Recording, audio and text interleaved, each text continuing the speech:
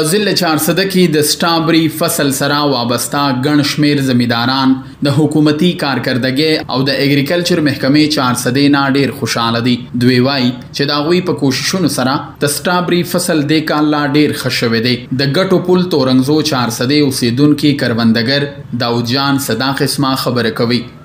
او دا سټابري مونږ کړی دی چې دا مونږ د دیر نه بوزغلي راوړو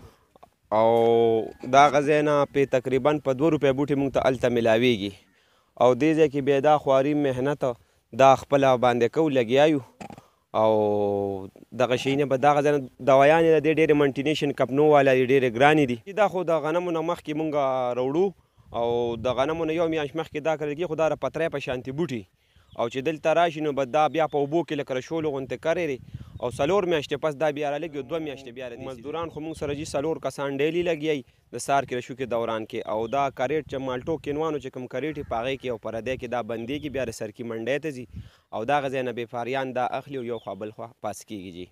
د دیر نه بوزغلي راځي او لاور ته اسلام آباد ته پېښور ته کوټ انګو ته پاڼه چینار ته دې ټولو علاقو ته چې کوم دی دا سپلای کېږي او د بیپاریان نازي او د سرکي د منډۍ نه وباسي او ځای فضای بیا سپلای کوي. ما سلمان نوم دی او موږ د تورمزو اوسېدونکي یم او زموږ د علاقه چې کوم ده چارسده خاص کر زرخیزه علاقه ده د سټابري د دې یو خاصه میوه ده او دا زمیندار هم ورسره ډېره زیاته خواري کوي. لاړ شي د دیر نه دا بوټي راوړي هلته ورته پشپوش په پراتي بیا چې کوم دی د دې څوکیداري کوي ځان مرغۍ ته شړي او د دې ډېر زیات خیال ساتي د سرو د دوایانو او سټابري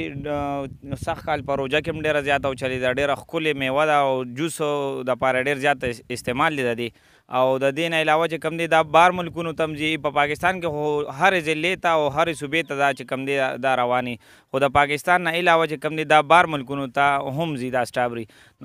ما خان محمد نوم دی د دې چارسدې اوسېدونکي یم. د سټابري یو داسې یو قسم فصل دی داسې یو بهترین شی دی چې زمونږ د چارسدې عوامو ته ډېره ښکلې پیدا ده باقاعده ډېرو خلکو ته او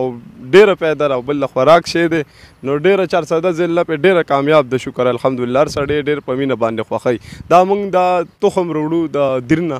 پوه شوې او دا موږ دلته کې استعمالو کرو. دا تخم دې ته موږ بزغلي ته بیا د دې باره کې موږ بخارې ورکوو خو د دې په حواله باندې موږ دا زراعتو والا ډېر پوره لاس راکړی دی ځکه چې دغه سره موږ سره زیات کر سپورټ د زراعتو والا دی. زراعتو والا چې دی نو هغې موږ له دې لپاره سپریګانې راوښکې دي بهترین سپریګانې چې هغه موږ وکړو خلک هم اریان شي چې دا څنګه سټابري وکړله ښایسته ښایسته دانې غټې غټې دانې سره سپینه ښکلې پوه شوې نو یو قسم بهترین سپریګانې د هغې دپاره موږ له هغوی راوښکې دي نو موږ د هغوی ډېره زیاته شکریه د هغوی ادا کوو چې دا بوزغلي له دا تخم چې موږ کم راوړی دی دې دپاره چې کوم سپریګانې دي دا موږ له چې دی د زراعتو والا راکړي چې کومه ده دا موږ چې کوم فصل وشي هغه بیا موږ روشو کوو هغه موږ بیا د هغې دپاره د پیکینګ کوشش کوو نو هغه پیکینګ موږ د هغې دونه بهترین پیکینګ ځکه چې دا خو یو نازک شی دی نو هغې دپاره موږ کاټن راوالو او کاټن ته چې دی لاندې پوم ووم هغه کېدو او دا هغه کاټن یې بیا موږ پیک کړو. د چارسدې په زیاتره زرخیزو علاقو کې سټابري ښه کرلی شي او کروندګر دې ته د یو منافع بخش روزګار په نظر ګوري او همدغه وجه ده چې د چارسدې کروندګر په سټابري کرلو او دغه فصل تیارولو کې ډیر وخت خرج کوي او کوشش یې دا وي چې فصل ښه وشي او موږ ته ډیره منافع ملو شي. دا کروندګر د چارسدې په معیشت ښه کولو کې یو خپل کردار ادا کوي. سلمان شاه، پښتونخوا ریډیو، مردان.